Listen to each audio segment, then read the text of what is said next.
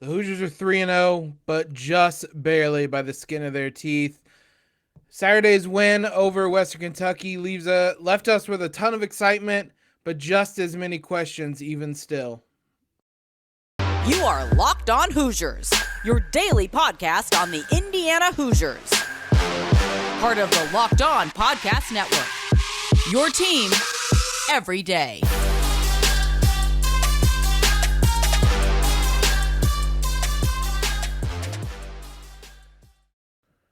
What is up, everybody? It is Monday, September 19th. This is Locked On Hoosiers, your one and only daily one-stop shop for everything IU athletics. I'm your host, as always, Jacob Rude. Want to thank you guys for making us your first listen every day. Somehow, someway, Indiana is 3-0 after a win in overtime against Western Kentucky on Saturday afternoon, but boy, I think it's fair to say they probably did not deserve that one. The wins have progressively gotten more and more improbable as the weeks have gone on early in the season. But even still, as we do every Monday, start off with my three big takeaways. The first one is simply that Indiana is 3-0.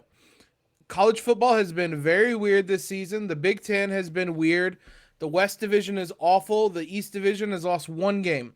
If you need any further proof to show that these divisions were never remotely equal. But still, college football has been really weird this season. I use 3-0, and I think there has not been enough recognition of that. Just seeing kind of the reaction during games, after games, it's a lot on the negatives. Focus on the positives a little bit. This is a team. IU has more wins now, middle of September, than they did the entirety of last season. And yeah, 3 wins probably isn't a ton to brag about. It isn't a ton to brag about, but it's progress. It's improvement. This team is fighting. We'll talk about that in a bit, but at the end of the day, IU is undefeated, 3-0. That being said, Bill Connolly, who does SP Plus for ESPN, as we reference a ton here, one of the advanced analytics that I rely on most, through 3 games, based on post-game win expectancy, which is effectively you put in all the numbers, and it'll spit out the chances of you winning that game. According to his equation algorithm, IU is the most fortunate team in the nation by some margin in regards to their record. They've had 1.6 wins added to their record, so to speak. Basically, this is a 1-2 team that is 3-0. If you were to just splice together different drives of this season through the first 3 games, I'd probably tell you they were a 1-2 team. Somehow they keep coming away with these wins, which is a skill of it in and of itself, but it hasn't been pretty. But at the end of the day, IU football does not get breaks like this. 2020, they kind of got them. That was also a really good football team. IU's. This is not a team to that level. They're getting some of the breaks. I'm not going to complain. I've watched IU football get 0 breaks for a really long time. The one year they get breaks, I'm going to enjoy it. I'm not going to question it. Enjoy it while it's here. The flip side to that Bill Connolly algorithm is the most unfortunate team, Purdue. Really hate to see it. Also, shout out SP Plus. They were right. I had YouTube comment somehow on both sides where an IU fan said that I was lost and that if IU played 2 good halves, they would win. I don't know if they played 2 good halves, but that person certainly underestimated IU.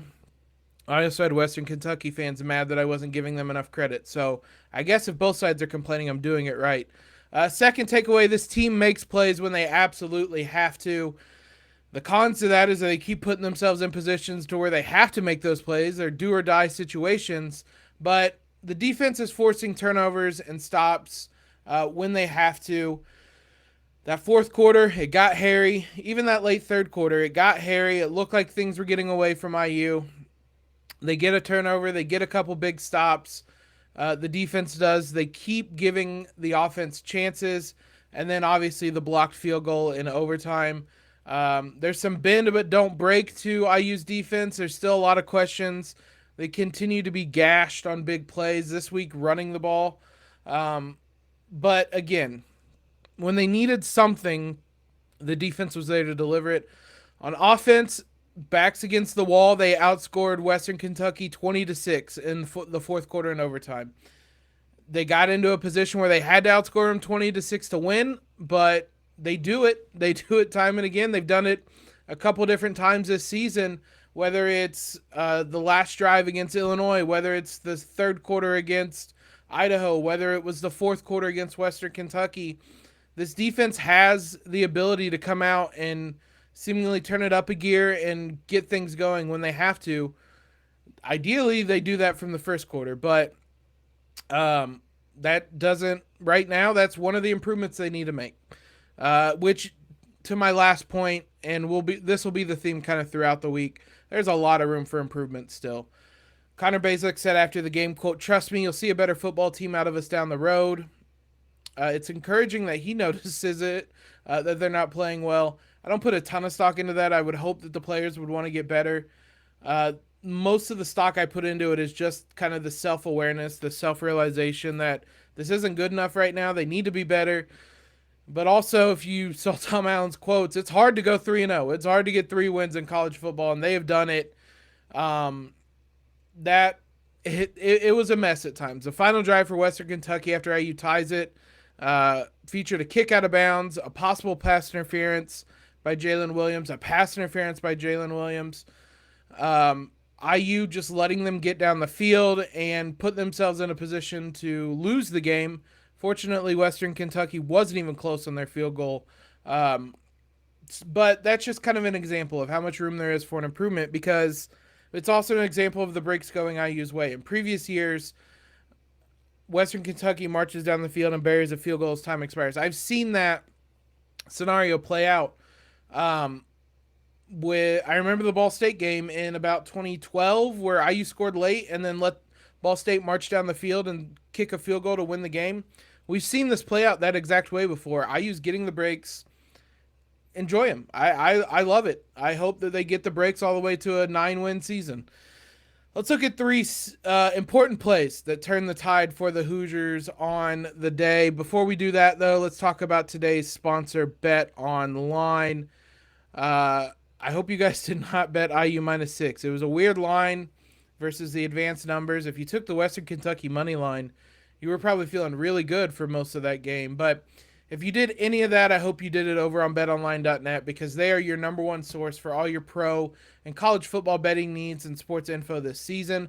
Find all the latest football league developments, game matchups, news, and podcasts, including the opening weeks throughout college and pro football. BetOnline is your continued source for all your sporting wagering information, including live betting, esports, and scores. The fastest and easiest way to check in on all your favorite sports and events, including MLB, MMA, boxing, and golf. Head to the website today or use your mobile device to learn more about the trends and action. BetOnline, where the game starts. Big thanks to all of you who make us your first listen, your first watch every single day. If you haven't already, if you're not already watching us on YouTube, which first, if you are, shout out to you guys rock. If you haven't already, subscribe over at YouTube.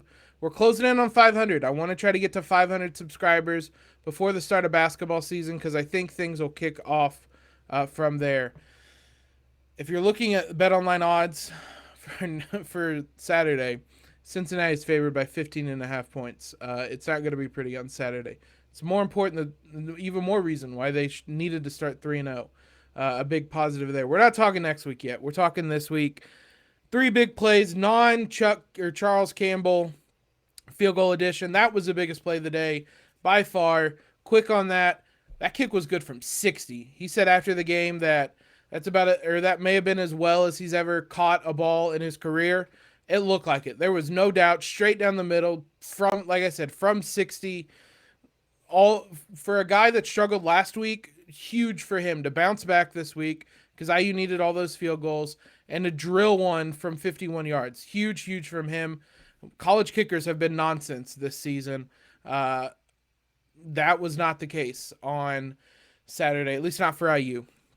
So 3 plays outside of that. First, Myles Jackson, interception, 2:47 left in the third quarter. Was watching this game with some friends, and I said as Western Kentucky was driving down the field in this series that this felt like the end. They were about to go into the end zone. They were about to score a touchdown to go up 18 points, and that felt like it was going to be the nail in the coffin, even though it was still kind of late third quarter. An 18-point lead to Western Kentucky, or deficit to Western Kentucky, that one is almost inexplicable. Instead, Myles Jackson picks it off in the end zone, and probably should not have returned it out, but set up IU scoring a 90-yard drive.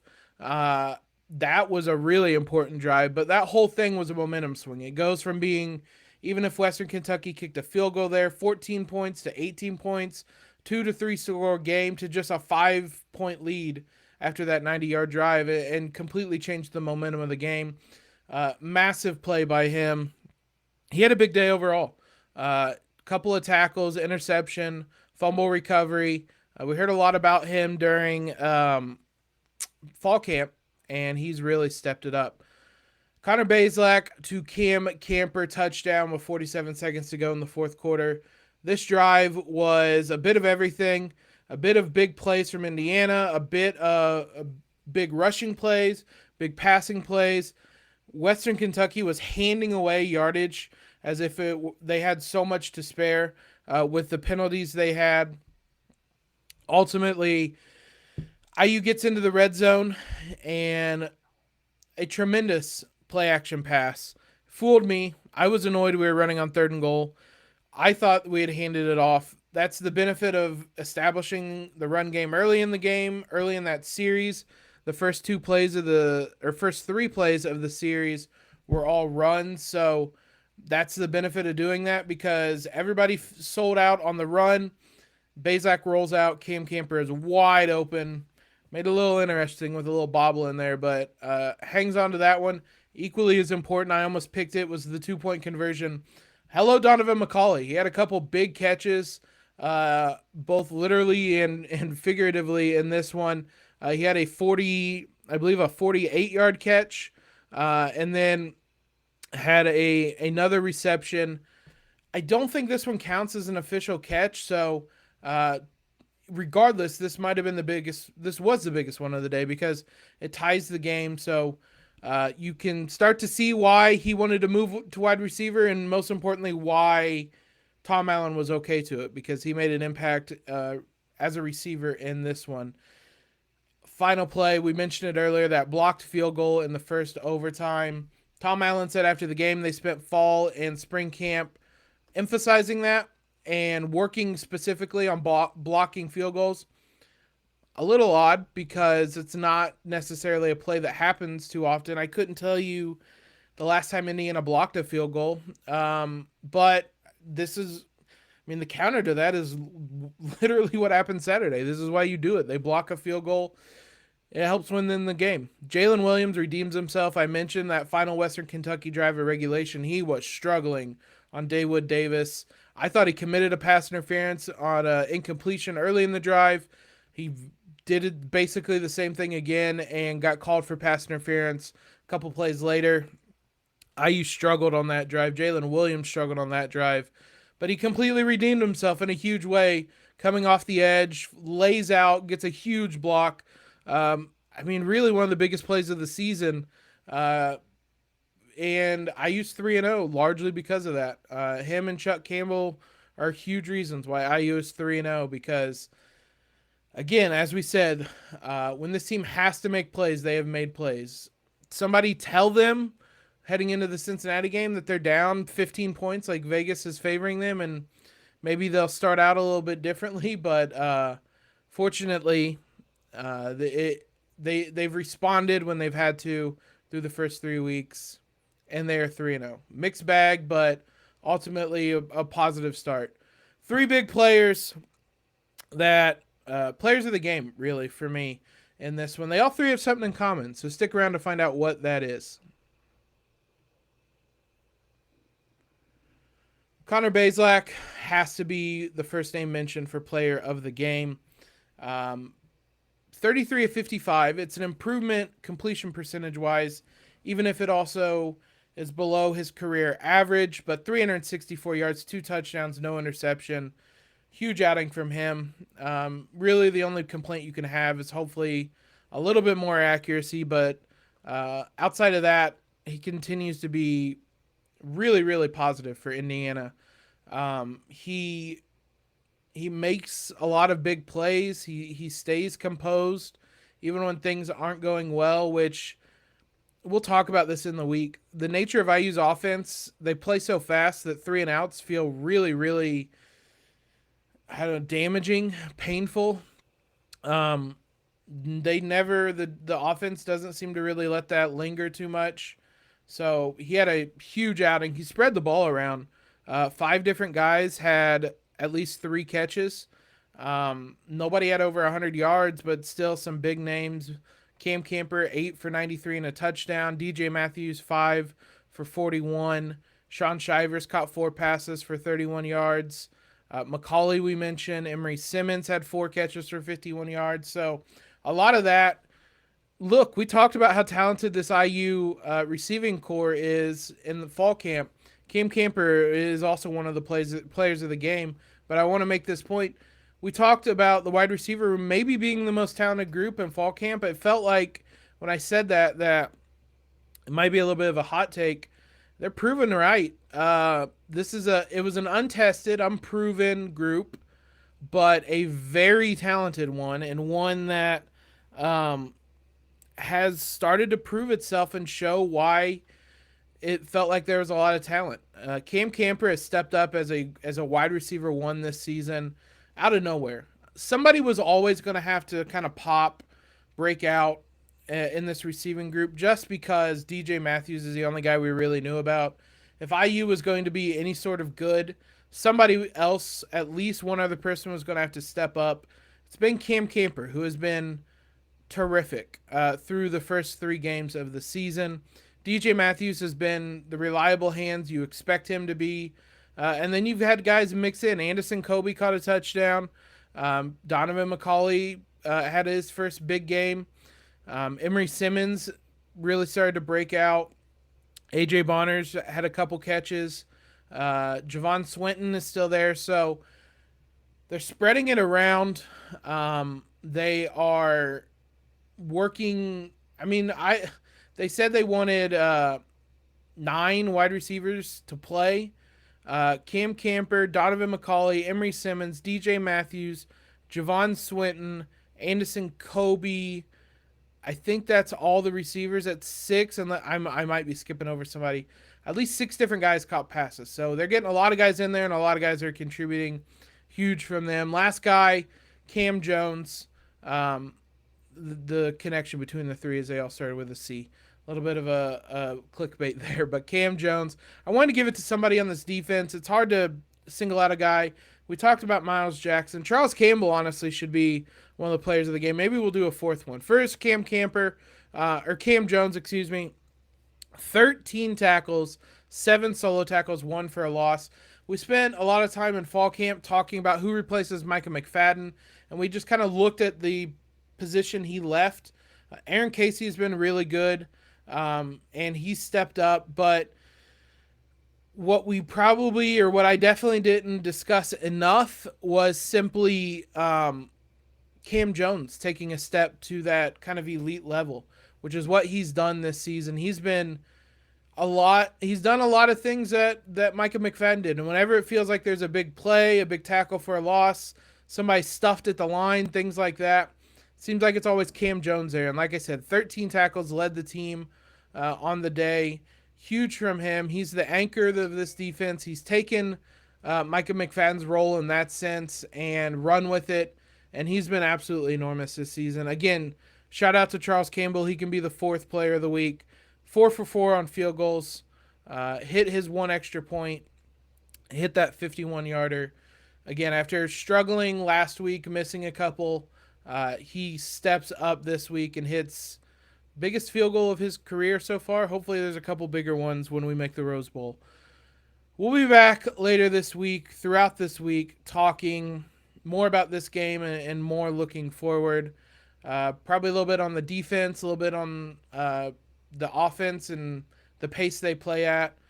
So there's still more to discuss from this one. Know what your team is up against across the Big Ten with Locked On Big Ten. Everyday host Nate Dickinson and the local experts of Locked On take you across the Big Ten in 30 minutes. Make Locked On Big Ten your second listen, Locked On Big Ten. Follow us on Twitter if you have not already. Subscribe to the podcast. Leave a quick rating and review. All that helps us out a ton. You guys are awesome. I do not say that enough. Really appreciate all the support you guys continue to give us. I use 3-0. Enjoy it. And because I don't know how much longer they're going to be undefeated, but enjoy it. It's been a fun season so far. Huge change from last season. So with that, hope everybody listening, watching has a great Monday. Hope your week start off well. And most importantly, Elio.